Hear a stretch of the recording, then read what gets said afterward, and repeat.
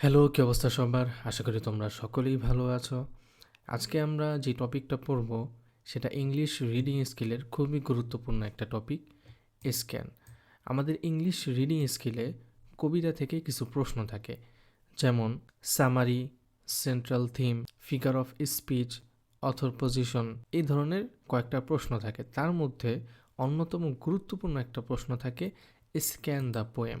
এই টপিকটা অনেকের কাছেই অস্পষ্ট, আর এটা এমন একটা টপিক তুমি যদি একবার ভালো করে শিখো তাহলে এক্সামে এই প্রশ্নের উত্তর করে ফুল নাম্বার করা খুবই সহজ। আজকের ক্লাসের শুরু থেকে শেষ পর্যন্ত থাকো, আর কখনো এই স্ক্যান নিয়ে তোমাদের সমস্যা হবে না।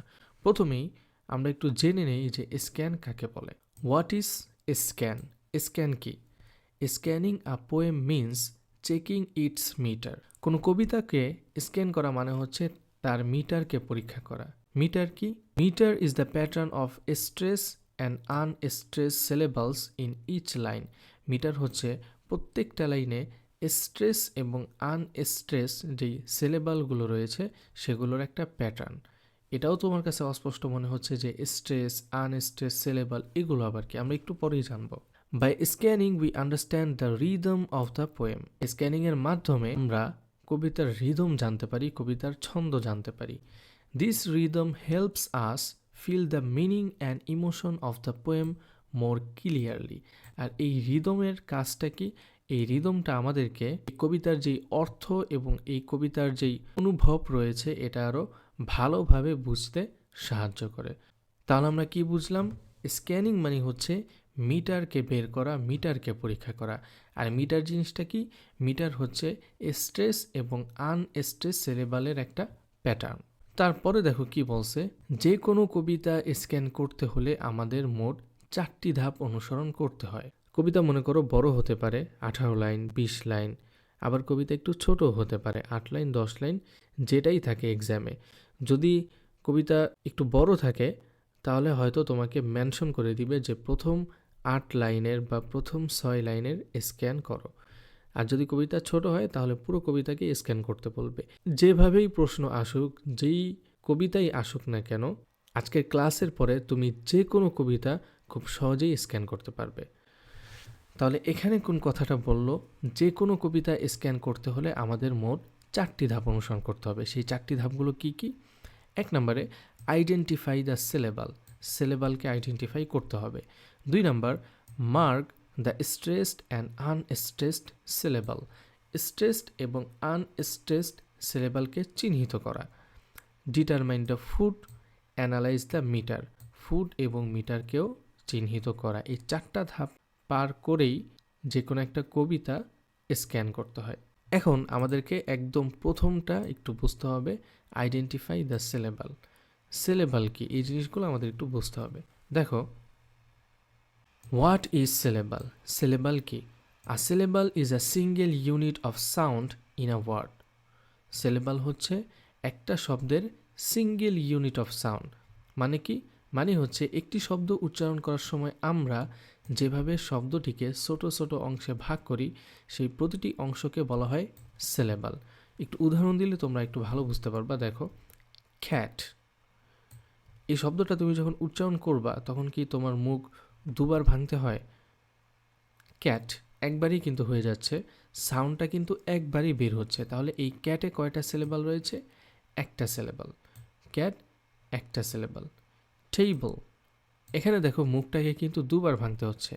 প্রথমবার ঠেই, তারপরে বল, টেইবল। তাহলে এখানে কয়টা সিলেবাল রয়েছে? 2টা সিলেবাল রয়েছে। তারপর দেখো এক্সাম্পল, এখানে এক্স, আম, পল, 3টা সিলেবাল রয়েছে। তারপরে দেখো এক্সামিনেশন, এক্স, আম, ই, নেশন। তাহলে এক্সামিনেশন এখানে টোটাল 5টা সিলেবাল রয়েছে। তাহলে আমরা কি বুঝলাম? সিলেবাল মানে হচ্ছে সিঙ্গেল ইউনিট অফ সাউন্ড, অর্থাৎ কোনো একটা শব্দ উচ্চারণ করার সময় আমরা কয়টা অংশে ভাগ করে সেই উচ্চারণটা করতেছি সেটাই হচ্ছে সিলেবাল। এখন কবিতায় তো মনে করো পুরো একটা লাইন থাকবে, তাহলে লাইনের মধ্যে সিলেবালটা কীভাবে বের করতে হয় আমরা একটু দেখি। এই যে দেখো একটা কবিতার লাইন এখানে দেওয়া রয়েছে, that time of year the mayst in me behold. এটা হচ্ছে তোমাদের সনেট 73 এর একটা লাইন, একদম প্রথম লাইন। এখানে দেখো প্রথমে তুমি যদি বলো দ্যাট, একবারই উচ্চারণ হচ্ছে, তারপরে টাইম, একবারই উচ্চারণ, অফ, ইয়ার, দাও, মেস্ট, ইন, মি, বিহল্ড, এই শব্দটিকে কিন্তু দুটি অংশে ভাগ করে আমাদের উচ্চারণ করতে হচ্ছে। এক নম্বরে বি, তারপরে হচ্ছে হোল্ড। তাহলে এখানে মোট কয়টা সিলেবাল আমরা পেলাম? 1 2 3 4 5 6 7 8, আর এখানে 2টা, 9 10। তাহলে এই একটা লাইনে আমরা মোট 10টা সিলেবাল পেলাম। আমাদের প্রথম কাজই হচ্ছে সিলেবালকে চিহ্নিত করা, বোঝা আসলে কোন কোন শব্দ কয়টা সিলেবাল, পুরো লাইনে মোট কয়টা সিলেবাল আমাদের হলো, এই জিনিসটা প্রথমেই আমাদেরকে বুঝতে হবে। নেক্সট যেই কাজ সেটা দেখো, mark the stressed and unstressed syllable. Stressed এবং আনস্ট্রেসড সিলেবালকে চিহ্নিত করতে হবে, এটা হচ্ছে দ্বিতীয় নাম্বার ধাপ। এখন তোমাদের মনে প্রশ্ন জাগতে পারে, স্ট্রেস এবং আনস্ট্রেসড সিলেবাল এই জিনিসগুলো কি? দেখো এখানে খুব সুন্দর করে লেখা আছে স্ট্রেসড সিলেবাল। স্ট্রেস সিলেবাল কি? যে সিলেবালে এক্সট্রা জোর বা ইমফাসিস দেওয়া হয়। আর আনস্ট্রেসড সিলেবাল কি? যে সিলেবালে কম জোরে বা নর্মাল উচ্চারিত হয়। অর্থাৎ যে কোনো একটা ওয়ার্ড, সেই ওয়ার্ডটা যদি একটু জোরে উচ্চারিত হয় বা একটু জোর দিয়ে উচ্চারণ করতে হয়, তাহলে সেটাকে বলা হয় স্ট্রেসড সিলেবাল।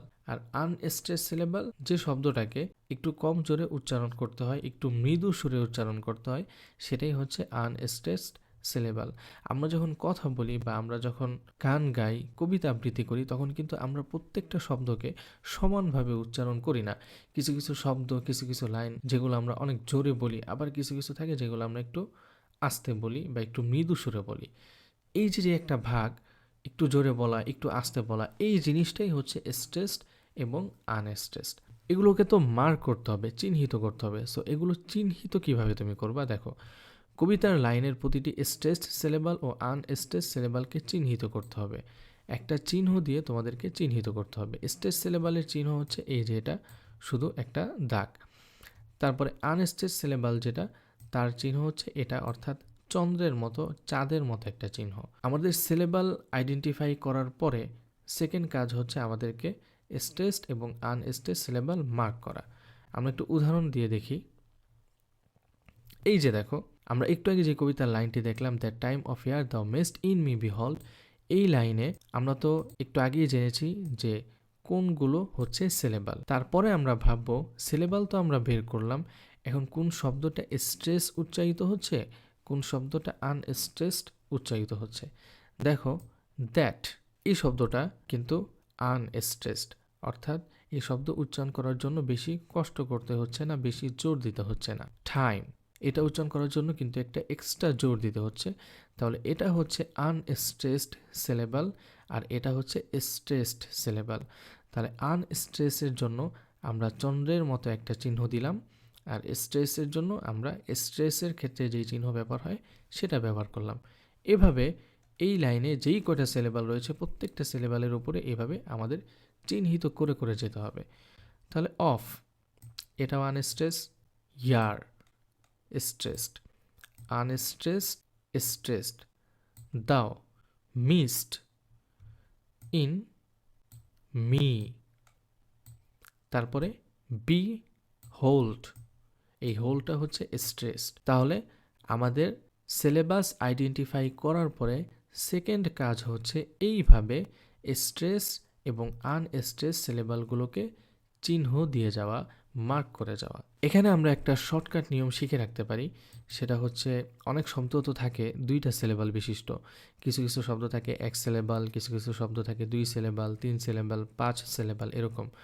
যেসব শব্দ 2 সিলেবাল বিশিষ্ট, সেই শব্দটা যদি নাউন বা অ্যাজেক্টিভ হয়, ভালো করে শুনো, শব্দটা যদি নাউন বা অ্যাজেক্টিভ হয়, তাহলে প্রথম যেই সিলেবালটা হবে সেটা হবে স্ট্রেসড, সেকেন্ডটা হবে আনস্ট্রেসড। একটু উদাহরণে দেখো, ডক্টর, ডক্টর, তাহলে ডক, এটা কিন্তু স্ট্রেস উচ্চারিত হচ্ছে, টর, টর, এটা হচ্ছে আনস্ট্রেস। অ্যাক্টিভ, অ্যাক্টিভ, তাহলে এক, এটা হচ্ছে স্ট্রেস সিলেবাল, টিভ, এটা হচ্ছে আনস্ট্রেস সিলেবাল। আবার দুইটা সিলেবাল বিশিষ্ট যদি কোনো ভার্ব থাকে তাহলে সেই ভার্বের প্রথম সিলেবালটা হবে আনস্ট্রেসড, পরেরটা হবে স্ট্রেসড। উদাহরণটা দেখো, রিল্যাক্স, রিল্যাক্স, রিটা হচ্ছে আনস্ট্রেস আর ল্যাকটা কি স্ট্রেস। বিগিন, বিটা হচ্ছে আনস্ট্রেস, গিন এটা হচ্ছে স্ট্রেস। ডিক্লাইন, ডিক এটা হচ্ছে আনস্ট্রেস, লাইন এটা হচ্ছে স্ট্রেস। এই শর্টকাট নিয়মটা তোমরা মনে রাখতে পারো, এটা তোমাদের অনেক সময় কাজে দেবে। তারপর এখানে কি বলছে, স্ক্যানিংয়ের দ্বিতীয় ধাপ হলো কবিতার প্রতিটি লাইনের স্ট্রেসড ও আনস্ট্রেসড সিলেবালগুলো চিহ্নিত করা। এখনও কিন্তু পুরো কবিতা স্ক্যান হয় নাই, এখনও আরও দুটো কাজ আমাদের বাকি রয়েছে। তাহলে এতক্ষণ পর্যন্ত আমরা যে জিনিসটা জানলাম যে আমাদেরকে যেই কবিতা স্ক্যান করতে দিবে সেই কবিতার যে প্রথম লাইন থাকবে সেই প্রথম লাইনটাকে আমাদেরকে প্রথমেই একটু মনে মনে ভাবতে হবে যে কোন কোন শব্দ সিলেবাল হচ্ছে, মোট কয়টা সিলেবাল হচ্ছে। সেকেন্ড কাজই হচ্ছে সেই সিলেবালগুলোকে স্ট্রেস এবং আনস্ট্রেস এই চিহ্ন দিয়ে চিহ্নিত করা। আমরা হচ্ছে এই যে দেখো এই কবিতার উপরে আমরা চিহ্নিত করে দিয়েছি। থার্ড যেই কাজটা সেটা হচ্ছে determine the food, food determine করা। এখন প্রশ্ন জাগতে পারে ফুড কি, ফুড কি এটা বলার সাথে সাথে আমার অন্য একটা কথা মনে পড়ে গেল। একটা ফানি ভিডিও দেখেছিলাম অনেক আগে, সেখানে হচ্ছে একজন রেস্টুরেন্টে খেতে যায়, তো ওয়েটার জিজ্ঞাসা করে ফুড কি খাবেন, ফুড কি। ফুড খাওয়া যায়, FOOD যেটা সেটা খাওয়া যায়, আর POOT যেটা সেটা খাওয়া যায় না, আবার আরেক অর্থে সেটাও কিন্তু খাওয়া যায়। আচ্ছা যাই হোক, ওই আলোচনা আমরা না যাই। আমরা ডিটারমাইন দ্য ফুড, এখানের যে ফুড রয়েছে এই ফুডটা কি, মূলত এই ফুড কাকে বলে সেই জিনিসটা আমরা একটু বোঝার চেষ্টা করি। ফুড হলো কবিতার লাইনের ভেতরে থাকা স্ট্রেস ও আনস্ট্রেস সিলেবালের ছোট একটি ছক বা দল, যেটা বারবার রিপিট হয়ে কবিতার রিদম তৈরি করে। সহজ কথায় বললে যেভাবে গান তালে তালে চলে ঠিক তেমনি কবিতাও ফুট অনুযায়ী চলে। একটা ফুট মানে 2 বা 3টা সিলেবাল একসাথে।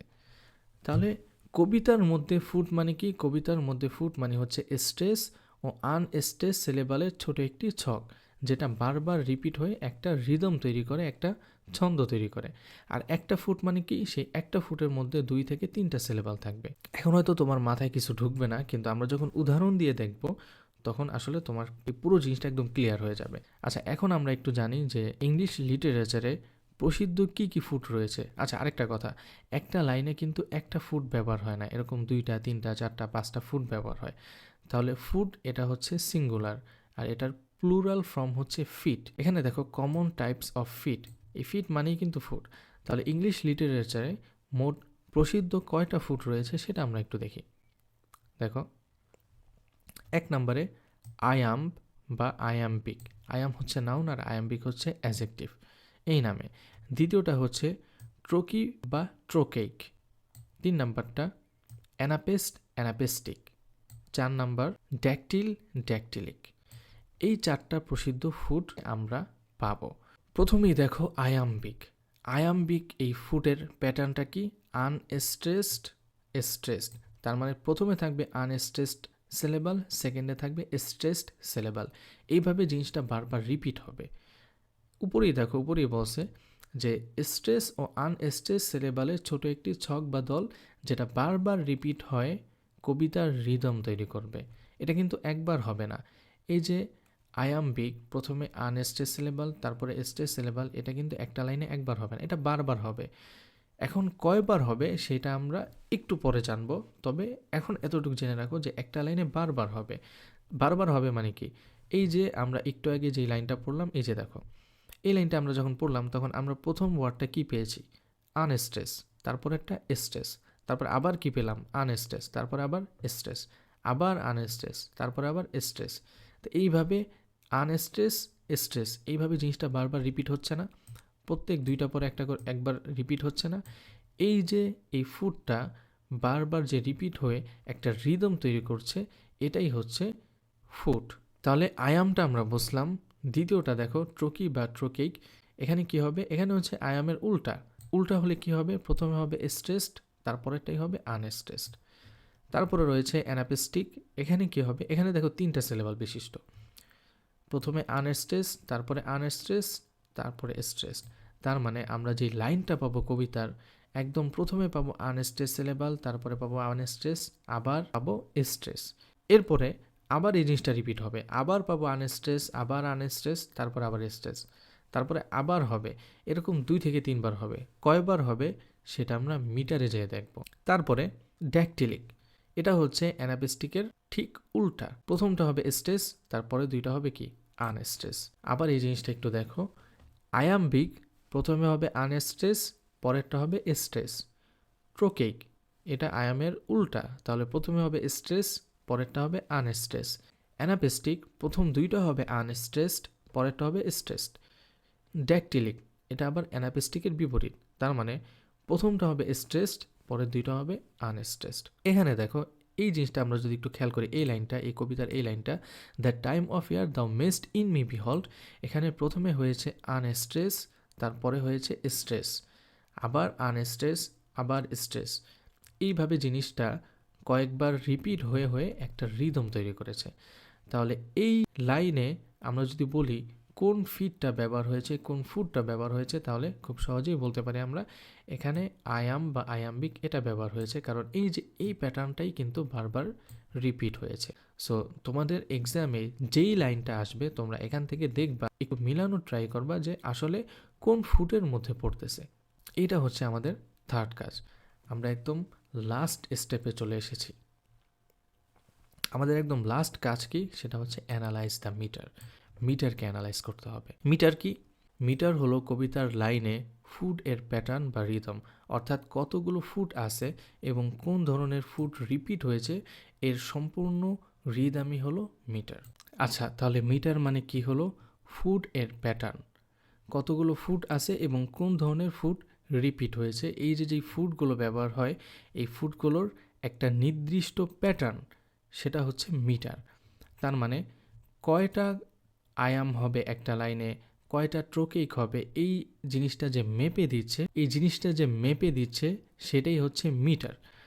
আমরা এখন কমন কিছু মিটার দেখব। আমরা যেই কমন ফুডগুলো পেয়েছিলাম এগুলোই হচ্ছে মিটারে কিভাবে এগুলোর মাপ হয় সেটা আমরা একটু দেখব। 1 নাম্বারটা দেখো, আয়াম্বিক প্যান্টামিটার। এখানে একটু খেয়াল করো, নতুন একটা শব্দ এসেছে প্যান্টামিটার। এই প্যান্টামিটারের যেই প্যান্টা, এই প্যান্টা শব্দের অর্থ হচ্ছে 5। তাহলে আয়াম্বিক প্যান্টামিটার, আয়াম্বিক হবে কয়টা? 5টা। প্যাটার্নটা দেখো, আয়াম্বিকের প্যাটার্ন তো আমরা জানি, প্রথমে হবে আনস্ট্রেস সিলেবাল, তারপরে হবে স্ট্রেসড সিলেবাল। এইভাবে 5 বার হবে, কারণ এই নামটা কি রয়েছে দেখো, প্যান্টামিটার। তাহলে আয়াম যেটা সেটা হবে 5 বার। ফিট পার লাইন 5 আয়ামস, অর্থাৎ প্রত্যেকটা লাইনে 5টা আয়ামস করে থাকবে। আর আয়ামস মানে কি? আয়াম মানে কি? আয়াম মানে হচ্ছে প্রথমে থাকবে আনস্ট্রেস, তারপরে থাকবে স্ট্রেস। এভাবে হবে 5 বার। এভাবে যদি 5 বার হয়, প্রত্যেকবার যদি 2টা করে সিলেবাল আসে এইভাবে আনস্ট্রেস স্ট্রেস, তাহলে প্রতিটা লাইনে কয়টা করে সিলেবাল পাওয়া যাবে? 10টা করে সিলেবাল পাওয়া যাবে। আমরা যদি একটু উদাহরণ দেখি তাহলে আরও ভালোভাবে বুঝতে পারবো। দেখো, shall I compare thee to a summer's day, এটা উইলিয়াম শেক্সপিয়ারের বিখ্যাত একটা কবিতা, সনেট 18 থেকে নেওয়া। এই লাইনটাকে আমরা যদি একটু গভীরভাবে দেখি তাহলে আমরা বুঝতে পারি শ্যাল আই, শ্যাল আই, এখানে শ্যাল এটা হচ্ছে আনস্ট্রেস আর আই এটা হচ্ছে স্ট্রেস, এই গেল একবার। তারপরে কম্পেয়ার, কম আনস্ট্রেস, ফেয়ার এটা হচ্ছে স্ট্রেস, এই গেল দ্বিতীয়। Thee to, thee unstress, to stress. A some,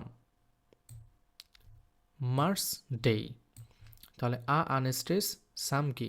stress, mers unstress, day stress. তাহলে এভাবে কয়বার হচ্ছে? এভাবে মোট 5 বার হচ্ছে, তার মানে 5টা আয়াম হচ্ছে। 1 2 3 4 5, 5টা আয়াম মানে কি? প্রত্যেকটা আয়ামে 2টা করে সিলেবাল, একটা আনস্ট্রেস একটা স্ট্রেস, একটা আনস্ট্রেস একটা স্ট্রেস। তাহলে 5টা আয়াম যদি হয়, প্রত্যেকটা আয়ামে যদি 2টা করে সিলেবাল হয়, তাহলে একটা লাইনে টোটাল কয়টা সিলেবাল হচ্ছে? টোটাল হচ্ছে 10টা সিলেবাল। এরকম যখন আমরা এক্সামে ঠিক এরকম লাইন পাবো যেই লাইনে 5টা আয়াম হচ্ছে, সেই লাইনটার মিটারের নাম কি হবে? আয়াম্বিক প্যান্টামিটার। ওকে, এর পরেরটা আমরা দেখি, ট্রোকেইক ট্রেটামিটার। ট্রোকেইক মানে কি? ট্রোকেইক মানে হচ্ছে প্রথমটা হবে স্ট্রেস, তারপরেরটা হবে আনস্ট্রেসড, এখানে ট্রেটামিটারের এই যে ট্রেটা, এই অর্থটা কি, এই শব্দের অর্থটা কি? আচ্ছা, এগুলো কিন্তু হচ্ছে সব ল্যাটিন শব্দ। এই যে প্যান্টা, তারপরে হচ্ছে ট্রেটা, তারপরে আমরা একটু পরে পাবো হচ্ছে ট্রি, এগুলো কিন্তু সব ল্যাটিন শব্দ। তাহলে ট্রেটা মানে কি? ট্রেটা মানে 4। তাহলে এই যে ট্রোকেকে 2টা সিলেবাল থাকে, প্রথমটা স্ট্রেস, তারপরেরটা আনস্ট্রেস। এই জিনিসটা কয়বার হবে? এই জিনিসটা হবে 4 বার। ট্রেটা মানে কি? 4। এই জিনিসটা 4 বার রিপিট হবে। একটু আগে আমরা কি দেখেছিলাম? আয়াম্বিক মানে কি? প্রথমটা আনস্ট্রেসড, তারপরে স্ট্রেসড, সেটা হবে পেন্টামিটার। পেন্টা মানে কি? 5। তার মানে এই জিনিসটা 5 বার রিপিট হবে একটা লাইনে। আর দ্বিতীয় নাম্বার যেটা, সেটা হচ্ছে ট্রোকেইক ট্রেটামিটার, এটা হবে 4 বার রিপিট। 4 বার যদি এই সিলেবালটা রিপিট হয়, তাহলে একটা লাইনে মোট কয়টা সিলেবাল হয়? 8টা। আমরা একটা উদাহরণে দেখি, দেখো পিটার পিটার পাম্পকিন ইটার। এখানে দেখো পিটার, প্রথমটা স্ট্রেস, তারপরেরটা আনস্ট্রেস। পিটার, প্রথমটা স্ট্রেস, তারপরেরটা unstress. Pumpkin, pumpkin, stress unstress. Eater, stress unstress. তাহলে কয়বার এই জিনিসটা রিপিট হলো? 4 বার। Peter Peter pumpkin eater. এটাই হচ্ছে ট্রোকেইক ট্রেটামিটার। 3 নাম্বারটা আমরা একটু দেখি, অ্যানাপেস্টিক ট্রিমিটার। ট্রি মানে কি? ট্রি মানে হচ্ছে 3। আর অ্যানাপেস্টিক, আমরা যখন ফুড পড়েছিলাম তখন দেখেছিলাম অ্যানাপেস্টিক মানে হচ্ছে প্রথম 2টা হবে আনস্ট্রেস, তারপরেরটা হবে stress.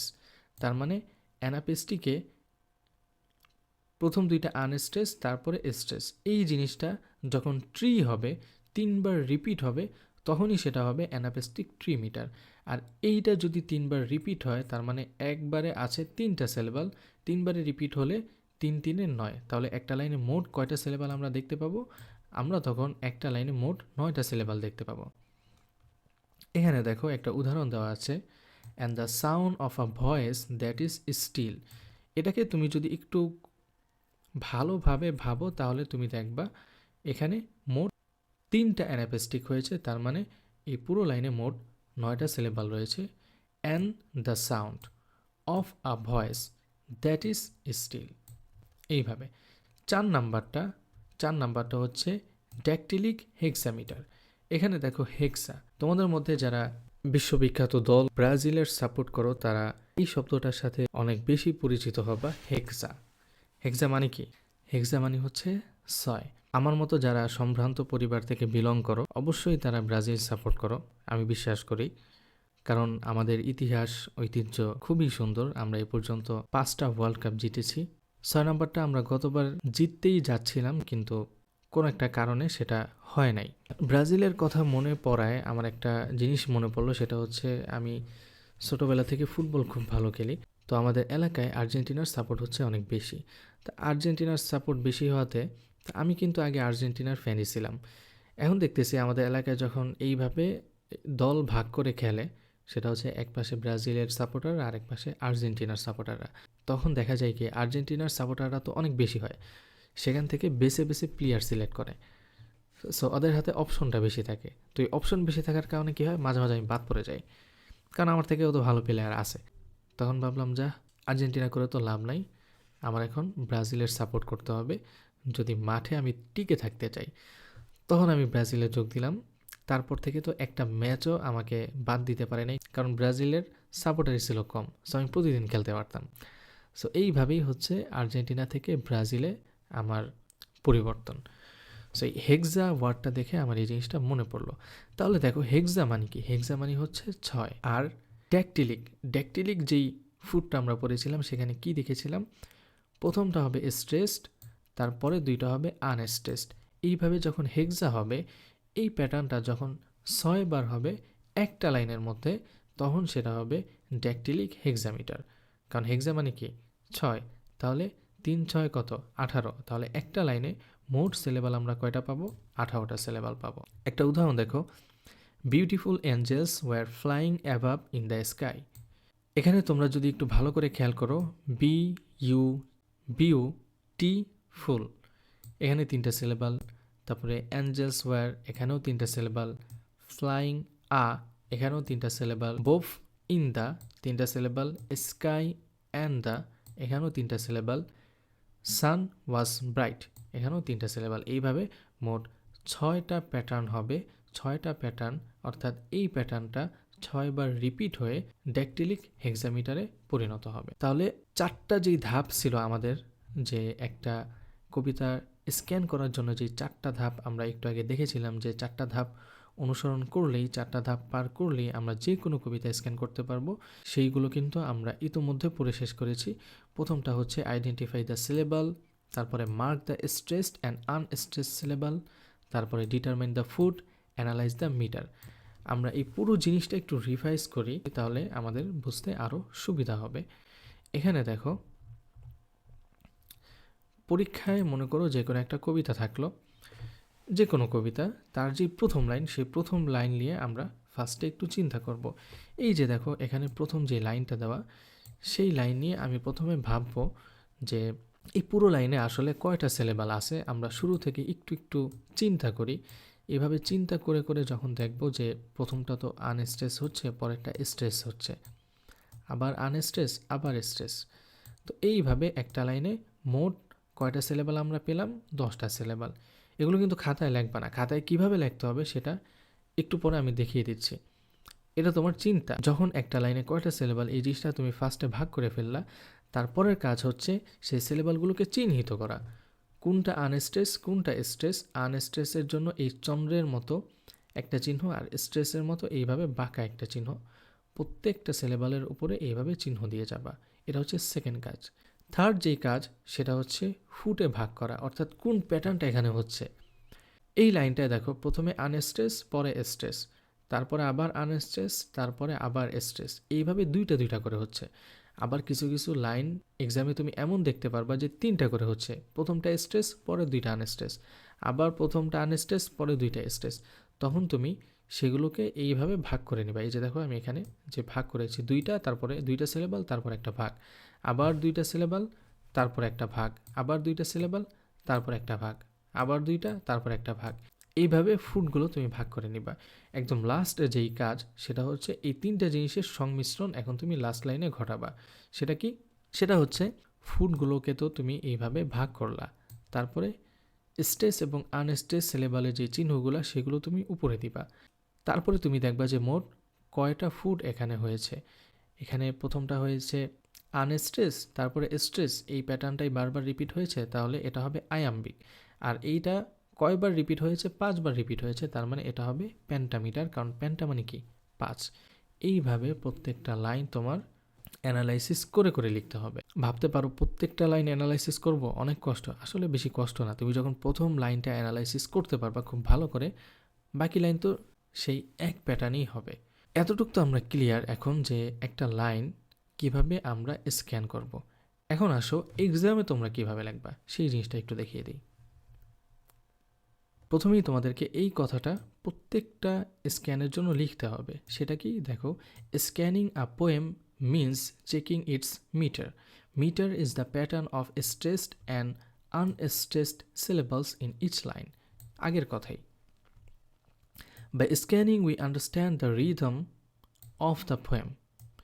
The rhythm helps us understand the poem's meaning and feeling better. এই কয়টা লাইন তুমি ফার্স্টে খাতায় লিখবা, তারপরে এই জিনিসটা লিখবা, the scanning of the mention poem has been given below. তারপরে এই যে আমরা যেইভাবে অ্যানালাইসিস করলাম এই জিনিসটা, এইভাবে প্রত্যেকটা লাইন তুমি লিখে যাবা। প্রত্যেকটা লাইন লেখার পরে তারপরে তুমি লিখবা, we have used the sign of stressed and unstressed syllables and divided into meter. তারপরে দেখো প্রোজোডাইল নেম, তারপরে এইভাবে লিখবা প্রোজোডাইল নেম। প্রোজোডাইল নেম মানে কি? প্রোজোডাইল নেম মানে হচ্ছে metre name. The poem consistently follows metre name, এখানে তুমি মিটার নেমটা দিবা, মিটার নেম প্যাটার্ন। এই ব্র্যাকেটে যে অংশটা, এখানে কোন মিটারটা ব্যবহার হয়েছে, আয়াম্বিক পেন্টামিটার না কোন মিটার, সেটা তুমি এখানে লিখবা। Meaning each line has number of syllable, ওই মিটারে একটা লাইনে কয়টা সিলেবাল থাকে সেই জিনিসটা এখানে তুমি সেই নাম্বারটা লিখবা। This study rhythm reflects the poem's deep and lasting theme. It shows the different ways the speaker expresses main subject matter to the poem. এই ব্র্যাকেটের এই অংশে এখানে কবি মূলত কোন থিমে কথা বলেছেন, কবি মূলত কোন থিমটা এই কবিতায় ব্যবহার করেছেন সেটা এখানে লিখবা। একদম রিয়েল লাইফ একটা এক্সাম্পল আমরা একটু দেখি, চলো। মনে করো এক্সামে তোমার প্রশ্ন এসেছে স্ক্যান দ্য পোয়েম। কবিতা যদি বড় হয় তাহলে তোমাকে বলে দিবে ফার্স্ট 6 লাইন্স বা ফার্স্ট 8 লাইন্স, কোন একটা সংখ্যা তোমাকে বলে দিবে যে প্রথম 4টা 5টা বা 8টা লাইনের স্ক্যান তুমি করো। আর কবিতা যদি ছোট হয় তাহলে এটা বলবে না, তাহলে তোমাকে ডিরেক্ট বলবে যে স্ক্যান দ্য পোয়েম, এই কবিতাকে স্ক্যান করো। তারপরে তুমি খাতায় এই জায়গা থেকে লেখাটা শুরু করবা। এখানে এই জিনিসটাই লিখবা, scanning a poem means checking its meter. Meter is the pattern of stressed and unstressed syllables in each line. By scanning, we understand the rhythm of the poem. This rhythm helps us understand the poem's meaning and feeling better. তারপরে এক line ফাঁকা দিয়ে আবার লিখবা, the scanning of the mention poem has been given below. তারপরে প্রত্যেকটা line এইভাবে analysis করবা, ঠিক এইভাবে খাতায় লিখবা যে কয়টা লাইন দেওয়া আছে বা যে কয়টা লাইনকে তোমাকে স্ক্যান করতে বলবে। তারপরে লিখবা প্রোজোডাইল নেম। এখানে দেখো আমরা কোন কবিতার স্ক্যানটা করেছি, তোমাদের সিলেবাসে এই কবিতাটা রয়েছে, সেটা হচ্ছে সনেট 73, যেটা সেই সনেট 73 আমরা এখানে স্ক্যান করেছি। এখানে কি লিখেছি দেখো, the poem consistently follows an iambic pentameter. এই সনেটটা কিন্তু অ্যাম্বিক পেন্টামিটারে, তাই আমরা সেই মিটারের নাম লিখলাম। Meaning each line has 10 syllable. Iambic pentameter মানে কি? অ্যাম্বিক পেন্টামিটার মানে হচ্ছে একটা লাইনে 10টা করে সিলেবাল থাকে। This study rhythm reflects the poem's deep and lasting theme. It shows the different ways the speaker expresses love and the idea of loss and ageing. এখানে দেখো একদম লাস্ট লাইনে love and the idea of loss and ageing, এখানে কিন্তু এই পুরো কবিতার যে থিমটা একদম শর্টে এখানে লিখে দিয়েছে। সো এই হচ্ছে এক্সামে লেখার একদম নমুনা, তোমরা হুবহু ঠিক এইভাবে লিখবা।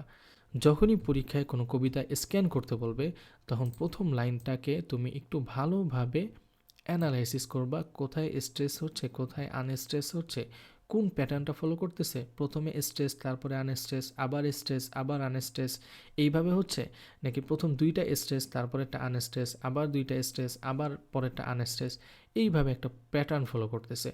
এই জিনিসটা তুমি আগে ভালো করে বোঝার চেষ্টা করবা একদম প্রথম লাইনটায়। যখন তোমার প্রথম লাইনটা তোমার সামনে ক্লিয়ার হয়ে যাবে তাহলে তুমি ধরে নিবা এই মিটারেই এই পুরো কবিতা হবে। তো আজকের ক্লাসটা এ পর্যন্তই। আশা করি তোমাদের স্ক্যান নিয়ে আর কোনো প্রবলেম থাকবে না। আজকের ক্লাসটা আমরা এখানেই শেষ করছি। তোমাদের সাথে কথা হবে পরবর্তী কোনো ক্লাসে। ততক্ষণ পর্যন্ত ভালো থাকো, সুস্থ থাকো, টাটা।